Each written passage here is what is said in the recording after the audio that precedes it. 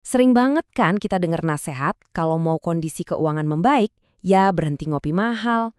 Tapi pertanyaannya, apa benar cuma segelas kopi itu biang keroknya?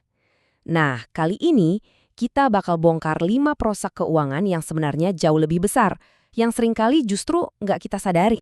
Ini nih nasehat klasik. Jangan jajan, jangan beli kopi, pokoknya hemat pangkal kaya. Seolah-olah semua masalah keuangan kita itu sumbernya dari sana.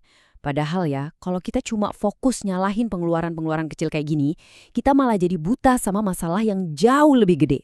Kenyataannya, ada musuh yang jauh lebih berbahaya di luar sana. Ini bukan lagi soal kopi 20 ribuan, tapi soal lubang hitam finansial yang bisa menyedot semua kerja keras kita bertahun-tahun. Yuk kita bedah satu persatu, kita mulai dari yang nomor 5. Oke, kita mulai dari yang paling dasar dulu ya, fondasinya. Uang yang masuk dan uang yang keluar. Simpel kan? Tapi justru disinilah 2 dari 5 perusak keuangan kita bersembunyi. Di akarnya banget. Ini dia perusak nomor 5.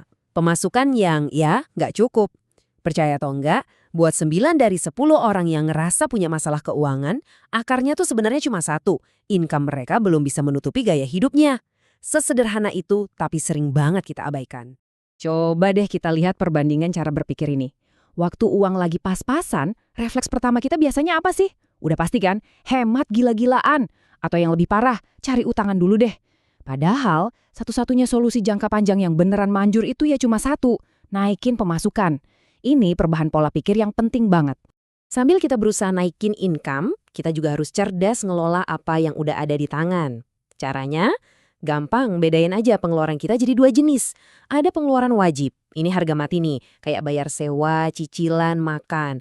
Terus ada pengeluaran yang terkontrol. Nah ini buat gaya hidup, nongkrong, belanja. Pastikan dulu pemasukan kita aman buat yang wajib. Sisanya baru deh disesuaikan.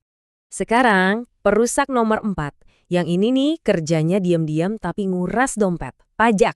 Banyak banget yang masih mikir, ala pajak kan urusan orang kaya. Waduh, ini salah besar. Mengabaikan pajak itu ibarat nanam bom waktu yang bisa meledak kapan aja. Terutama pas kita mau beli aset besar kayak rumah. Tapi jangan panik dulu. Coba lihat angka ini. 54 juta rupiah per tahun. Ini tuh batas penghasilan tidak kena pajak buat individu yang masih lajang. Artinya, lapor pajak itu belum tentu berarti harus bayar. Justru dengan kita rutin lapor, kita lagi ngembangun rekam jejak keuangan yang bersih. Ini yang bakal jadi pelindung kita nanti pas berurusan sama bank. Oke, dari fondasi, sekarang kita naik level ke sistem. Gimana cara kita ngatur uang sehari-hari?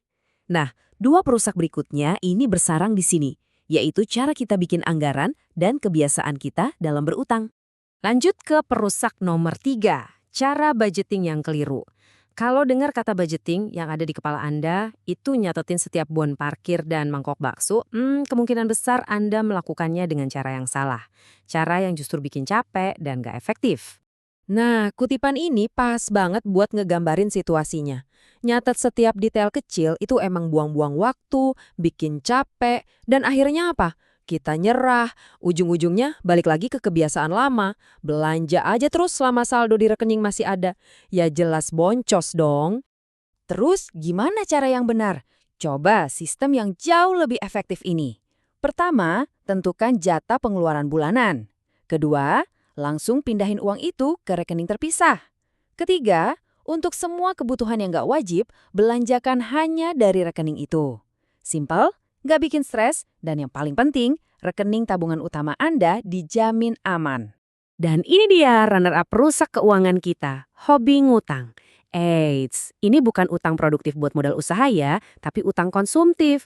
Beli tiket konser, ganti HP terbaru, liburan, semuanya dicicil. Ini tuh jebakan yang bahaya banget. Disinilah nasib keuangan kita ditentukan oleh pola pikir.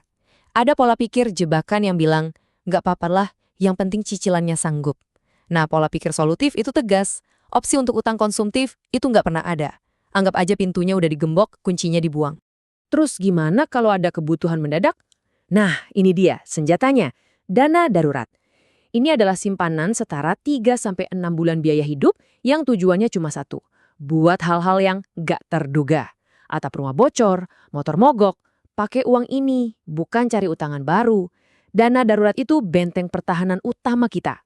Kita udah ngebahas 4 perusak keuangan, semuanya berbahaya. Tapi, nggak ada satupun yang bisa menandingi yang nomor satu ini. Siap? Karena inilah akar dari segala-galanya. Jadi, apa sih sebenarnya perusak keuangan yang paling berbahaya? Jawabannya mungkin bakal sedikit mengejutkan, karena ini jarang banget dibicarakan secara terbuka. Ini dia jawabannya. Bukan kekurangan uang, tapi minimnya komunikasi dan transparansi soal uang. Saya ulangi ya, kurangnya obrolan soal duit. Inilah yang mengubah masalah-masalah kecil jadi bencana finansial yang dahsyat. Dan konsekuensinya itu nyata banget. Ada cerita pasangan yang diam-diam ternyata punya utang miliaran. Hasil kerja keras bertahun-tahun bisa hilang dalam semalam. Atau orang tua yang gak jujur soal jumlah utang mereka yang sebenarnya.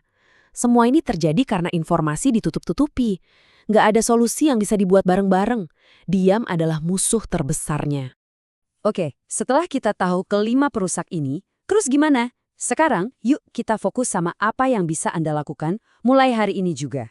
Jadi, intinya apa? Udah, lupain deh, itu soal kopi. Kesehatan finansial yang sesungguhnya itu berdiri di atas 2 pilar. Pertama, sistem yang cerdas buat ngelola uang Anda. Dan yang kedua, yang paling krusial, keberanian untuk bicara jujur dan terbuka tentang uang dengan orang-orang terdekat Anda. Jadi saya mau tinggalkan Anda dengan satu pertanyaan ini. Coba pikirkan baik-baik. Percakapan tentang uang apa yang selama ini selalu Anda hindari, yang sebenarnya perlu Anda mulai hari ini? Entah itu dengan pasangan, orang tua, atau bahkan dengan diri sendiri. Karena memulai percakapan itu bisa jadi adalah langkah finansial terpenting yang pernah Anda ambil.